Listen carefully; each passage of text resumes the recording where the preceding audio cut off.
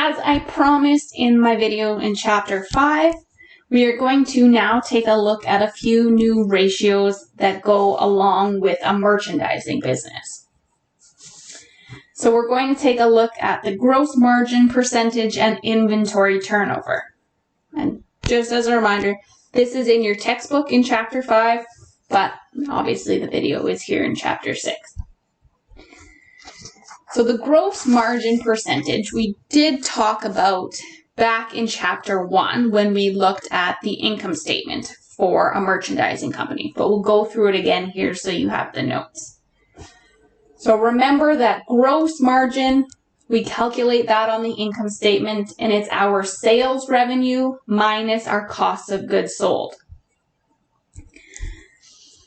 So now when we want to figure out the percentage, we divide our gross margin, and we're dividing it by net sales revenue. And it's the net, meaning it's after we have our sales discounts and sales purchases and allowances. And just as the little reminder, gross margin equals net sales revenue minus cost of goods sold.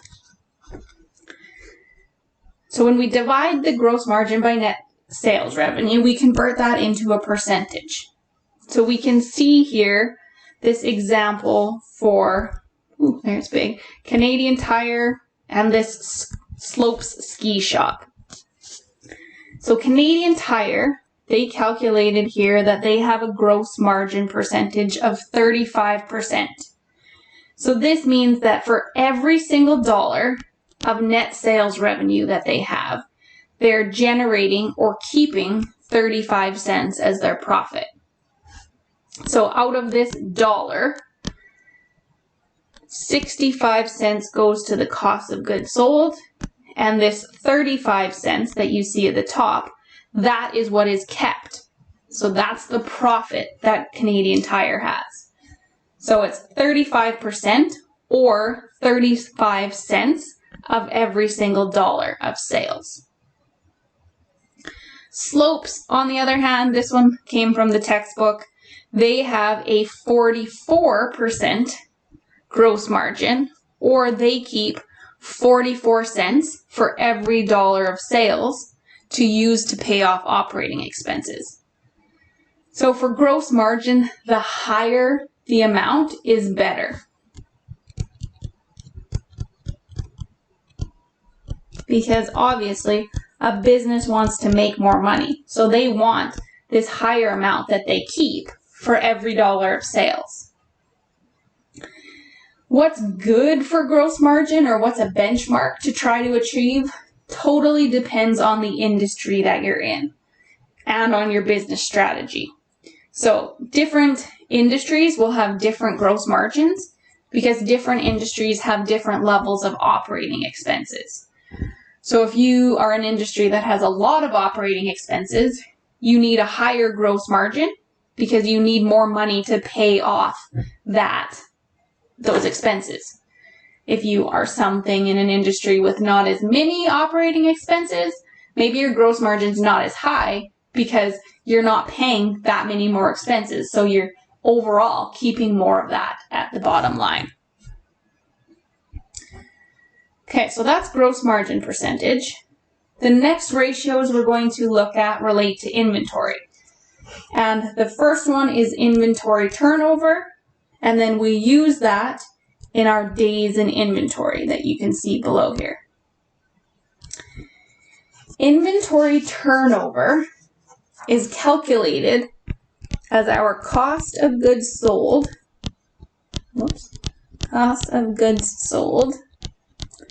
and we divide that by average inventory.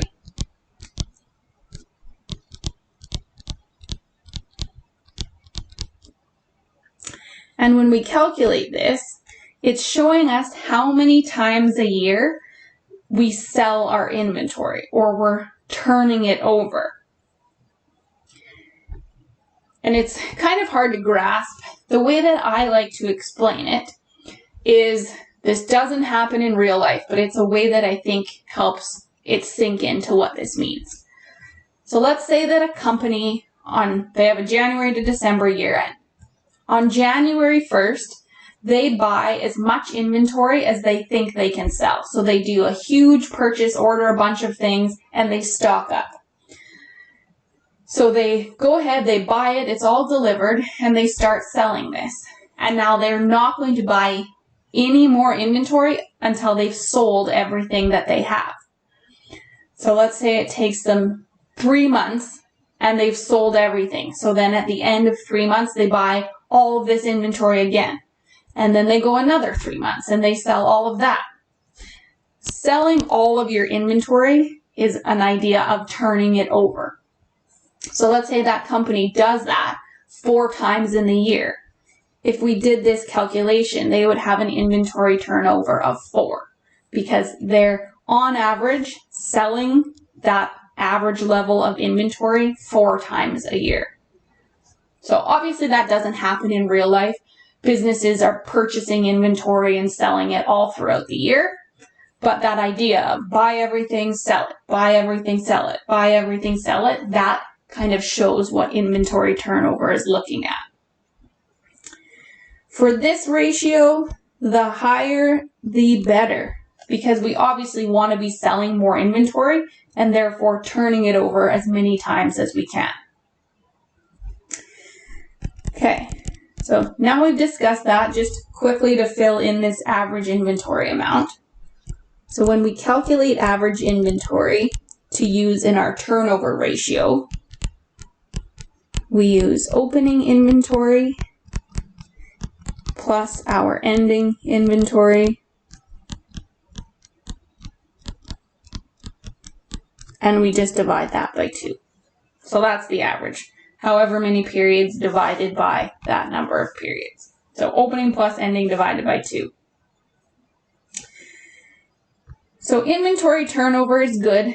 It's looking at how many times you turn it over in the year. But days in inventory is, in my opinion, an easier way to think of this. And they're related. So the calculation for days in inventory is 365 days, and then you divide it by your inventory turnover that we calculated above. And when you do this, you'll get a number of days.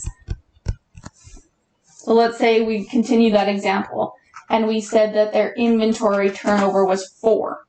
So if you take 365 divided by 4, you get 91.25. And that's 91.25 days. So that's telling us how many days an item sits on the shelf in inventory before it's sold. On average, of course. So here, the lower the number of days in inventory, the better. Because that means you're holding that inventory for less time and you're selling it more quickly. Okay, we'll go through this example so we can actually see some numbers. So we're given the cost of goods sold, opening inventory, and closing inventory, and told to calculate the inventory turnover and days in inventory. So we start with our inventory turnover.